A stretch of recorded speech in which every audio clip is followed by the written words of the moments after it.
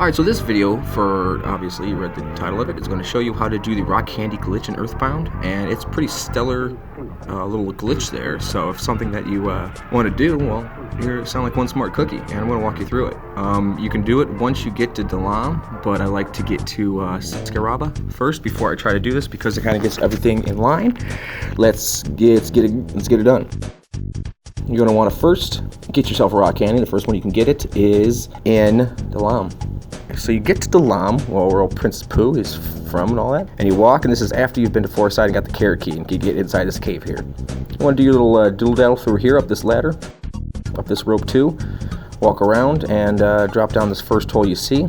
Now never avoid a butterfly. So if you see one, you go ahead and take it, you deserve it. Skip that middle hole, go to the last hole here, pop on down, and this package here, now of course I've opened it, but that's where you find your rare candy. Head right back on out of this place. And I like to always have a little fun when I teleport, so go ahead and get back to Scaraba and do a little dance. Maybe move this way, make sure you don't hit anything. Okay, just get there. So once you're there, you're back in this place. You're going to head to this vendor right in the middle of town. He's the one who sells the condiments. You buy your sugar packet, and you give it to somebody. You kind of empty out people's inventory. Paul is who I chose for this. She's holding the rock candy, and I fill everything else up with the sugar packets. So you have this. Once you have set up like that, then you're going to go into her inventory, grab that rock candy, give it back to her so it resets it and puts it at the very end of her inventory. There you go. Okay. Once you're all set, you are set to start using the glitch. Now, this is very important. You always just save. Okay, so I was trying to go find the lowest level of enemy because you got to be able to just kind of use the glitch and not have to worry about a battle.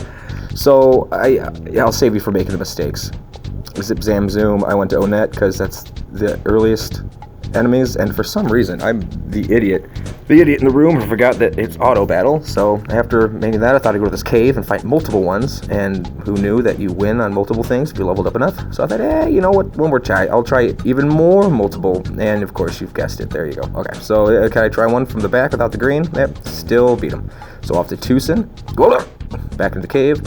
I'm gonna try one of these jerks because I know the music. Oh, didn't work. The music is always like mean. So okay, and then a group of him, two of them with a stupid tree. One again. Okay, cool. So we'll go to Winters. That's my next choice because that seems like a pretty viable place. I think there's new bad guys that are spawning this part of the game. And oh, look at these guys. They were. However, I kind of didn't like it because they, of course, were ahead of where you're supposed to be now, or right on where you're supposed to be now. So they were, on par with anybody else you could go. So it hurt too, and that wasn't fun. So I got out of that, went 2 summers, walked around for a heck of a bit trying to find one of their 5 enemies, and of course didn't find them. So that was another waste of time. It's okay. Back to Scaraba, where we all started. So there, I'll save you the time. This is also a good place to go because, as you'll see in a couple seconds, it has the best enemy to farm in the entire game. I don't want to ruin it, so we'll see him in a second. Find you an enemy.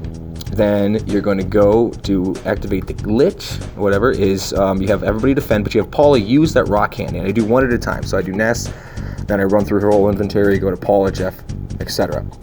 And using the rock candy, this is the kind of cool part. If you use the rock candy with a bunch of other condiments in there, you can use any condiments, but sugar packets and the deli sauce work the best because they doubly affect. Okay, so you're going to use that. You see when she uses it, it adds something to them, and vitality or whatever goes up by 2 most times. Sometimes it's 1. And you repeat this process until you've wiped through all the condiments. But of course, once there's no condiments and just the rock candy, don't use the rock candy, you lose it forever. Hence is why we save a lot. Okay, it's done. And then you redo that process. You go back to the sugar market, you pick up more sugar packets, you fill up who's ever inventory, you head empty, just like that.